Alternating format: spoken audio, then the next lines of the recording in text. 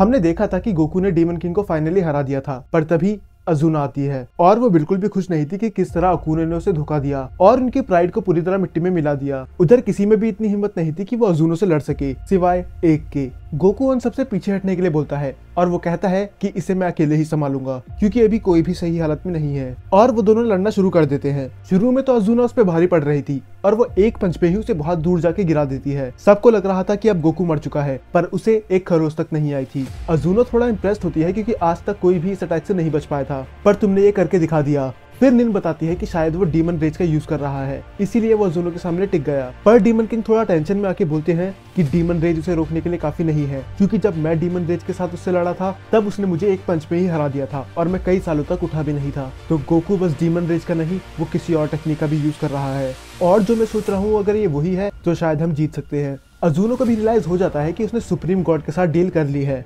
वही supreme God जिनने अजुनो को उसकी पावर दी थी। गोकू बोलता है कि मुझे लगा था कि मैं ये राज खुलने से पहले ही तुम्हें मार दूंगा। और दोनों फिर से फाइट करना शुरू कर देते हैं। दोनों ही एक दूसरे को बराबरी की टक्कर दे रहे थे। गोकू उसके सारे अटैक डॉज कर रहा था और अजुनो भी उसके सारे अटैक से बच रही थी। कोत्सु पूछता है कि आखिर ये सुप्रीम गॉड्स है कौन, पर डीमन किंग उसका जवाब ना देके बस वो फाइट देखने लग जाते हैं।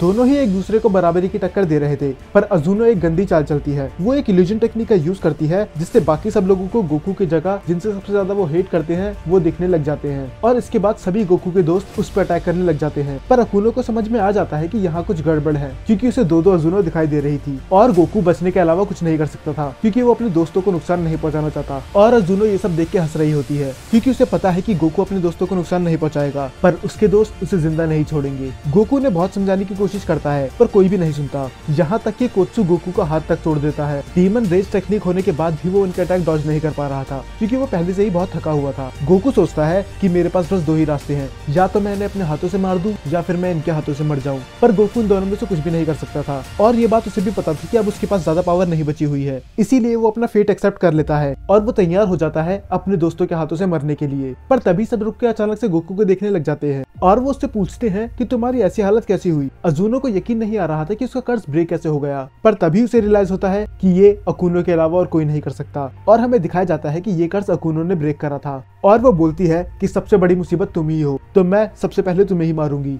वो उसे मारने वाली ही होती है, पर तभी बीच में गोकू आ जाता है। पर अब गोकू के पास इतनी पावर भी नहीं थी कि वो खुद को बचा भी सके, तो अजुनो से जान से मारने के लिए एक अटैक करती है, पर वो अटैक बीच में ही गायब हो जाता है। किसी को नहीं समझ में आ रहा था कि आखिर हो क्या रहा है और वो सब सामने देखते हैं सुप्रीम गॉड्स को। सब हैरान थे क्योंकि कोई भी उनका पावर लेवल महसूस नहीं कर पा रहा था। तो गोकू समझ जाता है कि ये सुप्रीम गॉड्स के अलावा और कोई नहीं हो सकते और वो अजुनो को बोलते हैं कि तुमने डिवाइन मल्टीवर्स के रूल ब्रेक करे हैं, क्योंकि उसका काम था मल्टीवर्स को स्टेबल करना, पर इनकी फाइट ने कई मल्टीवर्स को डिस्ट्रॉय कर दिया था। तो वो अजुनो को बोलते हैं कि अब हम तुम्हारी पावर छीन लेंगे और नए डिवाइन मल्टीवर्स की क्वीन बनेगी अकुनो। और तभी वो सुप्रीम गॉड अजुनो की सारी पावर अकुनो को दे देते हैं और अब अजुनो एक नॉर्मल इंसान के अलावा कुछ नहीं थी। अब सजा देने की बारी थी गोकू और उसके दोस्तों को, क्योंकि कई मल्टीवर्स के तबाह होने का कारण वो लोग भी थे। और वो बोलते हैं कि तुम सबको चलना पड़ेगा डिवाइन कोर्ट में हमारे साथ, जहाँ पर हम डिसाइड करेंगे कि तुम्हें क्या सजा दे। गोकू, डीमन किंग और बाकी सभी जानते थे कि वो मिलके भी उन्हें नहीं हरा सकते, तो उनके पास कोई और रास्ता नहीं था सिवाय उनके साथ जाने के। तो सभी गॉड डिसाइड करने लग जाते हैं कि आखिर सजा दी किसे जाए। गोकू की वजह से कई मल्टीवर्स तबाह हुए, पर वही था जिसने डीमन किंग को रोका और तभी कई मल्टीवर्स बच भी गए। तो गोकू ने अच्छा और बुरा काम दोनों करा है, तो हम उसे जान से तो नहीं मारेंगे, पर उसे सजा जरूर मिलेगी। तो वो सभी गॉड बात करके डिसाइड करते हैं कि गोकू को क्या सजा दी जाए और वो बाद में डिसाइड करते हैं कि गोकू सबसे ज्यादा प्यार निन और कोत्सु से करता है और अब ये उन्हें डिसाइड करना है कि कौन अपनी जान देना चाहता है। गोकू ये ऑफर साफ ठुकरा देता है और वो बोलता है कि अगर तुम्हें सजा देनी ही है तो वो मुझे दो, ना कि मेरे परिवार को। पर सुप्रीम गॉड साफ मना कर देते हैं कि हम ऐसा नहीं करेंगे, क्योंकि तुमने मल्टीवर्स को बचाया था, तो हम तुम्हें इतनी बड़ी सजा नहीं दे सकते। अकुनो उन्हें समझाती है कि तुम इनके ऑर्डर का अपमान मत करो, वरना वो तुम सभी को मार देंगे। तो निन डिसाइड करती है कि वो अपने आप को सैक्रिफाइस करेगी, क्योंकि वो नहीं चाहती थी कि उसके वजह से कोत्सु या फिर बाकी किसी को दिक्कत हो। कोत्सु उसे बहुत रोकने की कोशिश करता है, पर इतने में ही वो सुप्रीम गॉड निन के दो हिस्से कर देता है। अब ये देखने के बाद कोत्सु अपना आपा खो देता है और वो अनलीश करता है अपनी डीमन फॉर्म और अब वो अपनी पूरी ताकत से उस सुप्रीम गॉड पे अटैक करता है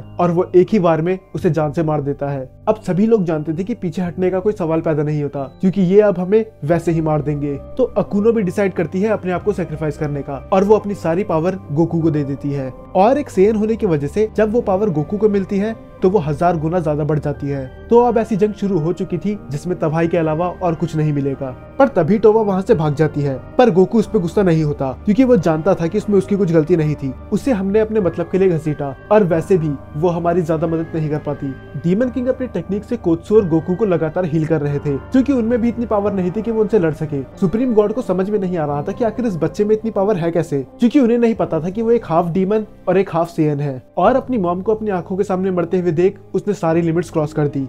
और ये बात गोकू जानता ही था कि कोत्सू का जन्म ही हुआ था पूरे मल्टीवर्स में सबसे स्ट्रॉन्गेस्ट बनने के लिए। गोकू और कोत्सू के टीम वर्क के सामने सुप्रीम गॉड भी नहीं टिक पा रहे थे, इसीलिए वो गॉड्स यूज करते हैं फ्यूजन टेक्निक का। वो फ्यूजन इतना पावरफुल था कि पूरा डिवाइन मल्टीवर्स ही तबाह हो जाता है। अब फिर से वो उनसे लाखों गुना ज्यादा पावरफुल हो चुके थे। अब सुप्रीम गॉड्स एक पनिशर मूव का इस्तेमाल करते हैं, जिससे सामने वाला तड़प तड़प के मरता है। वो उस अटैक का यूज कोत्सू पे करते हैं, पर तभी उस अटैक के सामने कोई आ जाता है, और वो होती है टोवा। किसी को यकीन नहीं आ रहा था कि आखिर टोवा वापस आई क्यों। वो तो लड़ाई छोड़ के भाग गई थी। हम सभी जानते हैं कि टोवा पहले गोकू और कोत्सू को पसंद नहीं करती थी, पर धीरे धीरे उसे रियलाइज हुआ कि कोत्सू ही है एक असली डीमन किंग, और उसने एक बार उसकी जान भी बचाई थी। तो अब उसकी बारी है, और वो बताती है कि मैं लड़ाई में तुम्हारे कुछ काम नहीं आ सकती थी, तो मैं कुछ मदद लेने गई थी। और ये बोलने के बाद ही टोवा मर जाती है, और तभी हमें दिखाया जाता है कि उनके पीछे होते हैं ज़ेनोसामा, ग्रैंड प्रीस्ट और लॉर्ड ज़लामा। डीमन किंग शॉक थे और खुश भी कि उनका भाई नहीं मरा।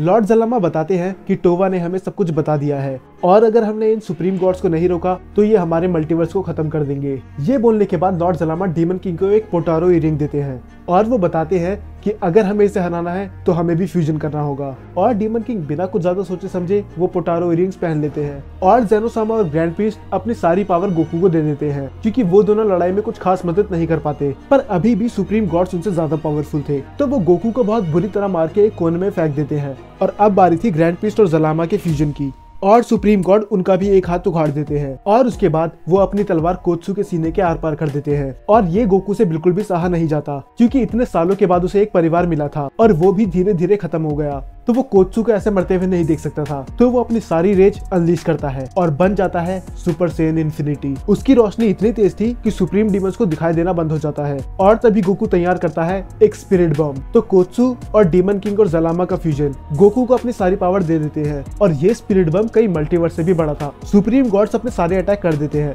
वीकेस्ट से लेकर स्ट्रॉन्गेस्ट तक, पर गोकू का ऑरा इतना स्ट्रॉन्ग था कि वो उसे टच भी नहीं कर पा रहे थे। और तभी वो अपनी उस स्पिरिट बॉम्ब से सुप्रीम गॉड को जान से मार देते हैं।